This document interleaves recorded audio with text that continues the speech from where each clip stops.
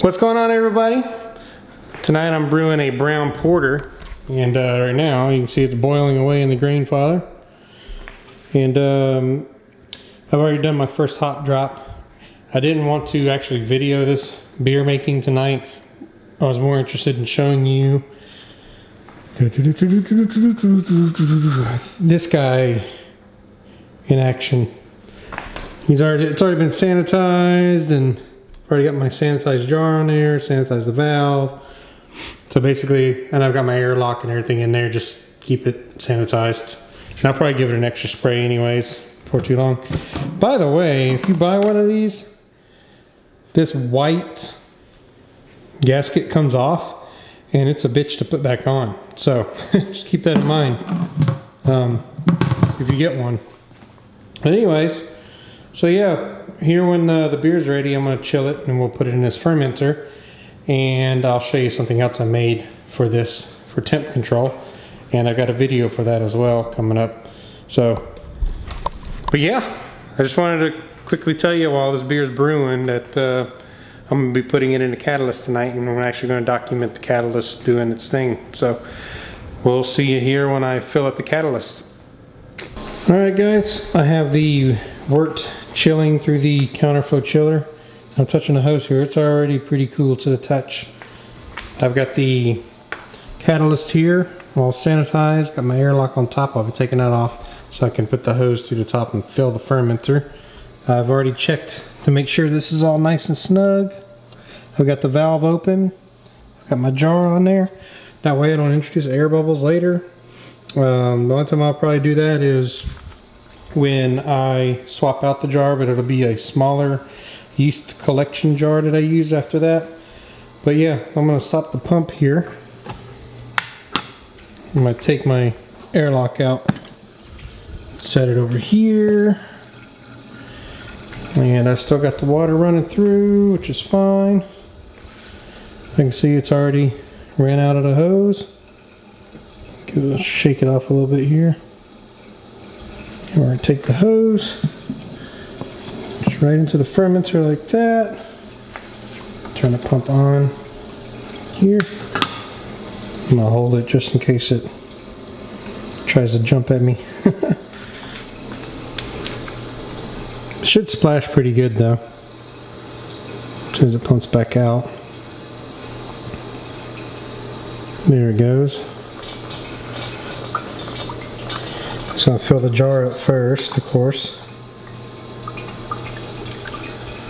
I've got it on like a really, I kind of am controlling the flow of the wort right now with the valve.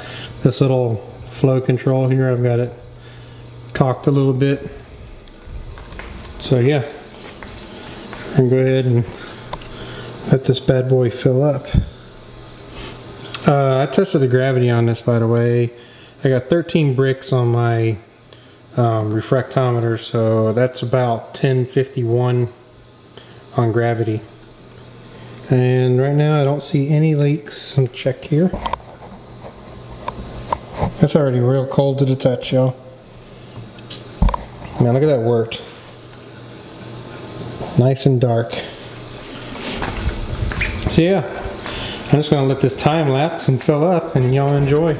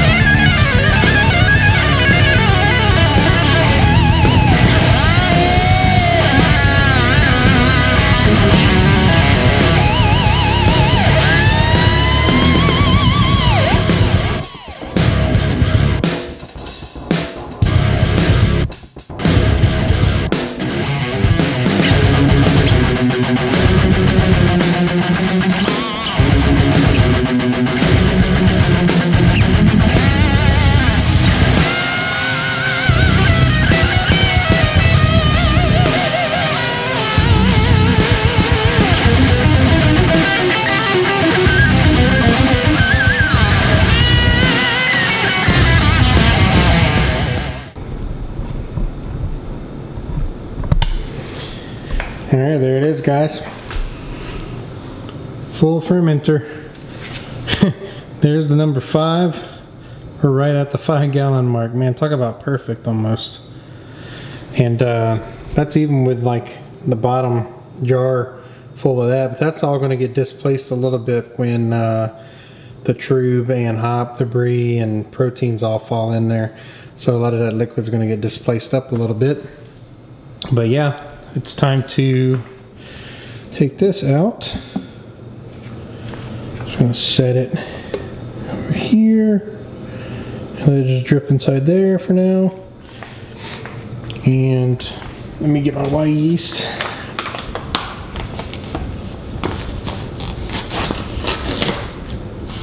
Alright. Take the lid off here. This has been all sprayed with sanitizer. I'm going to do this kind of quick. I've already sanitized my packet of yeast, so I'll pour that slurry all down in there. Alright, so I just gotta line these up. That's one side. Put good firm pressure down. That's that side. That side. And that side. Lid's on there good. So now I'm gonna take the airlock, just push it down inside the top hole here.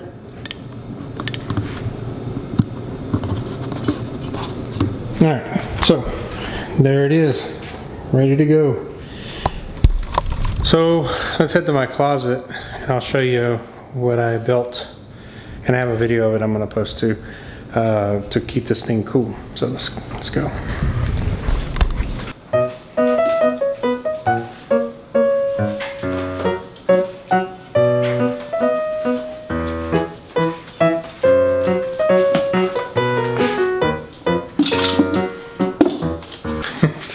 Alright guys, what I've got here is this big foam box, and I can't get it in full frame here, but it's just a big foam box that I'm going to put over this thing. And I'm going to show you here how I do it. So it's just, I'm going to put the fermenter in place. I'm going to put some frozen bottles underneath the stand here, and it'll help kind of, this will insulate and keep it cool. So let's do it.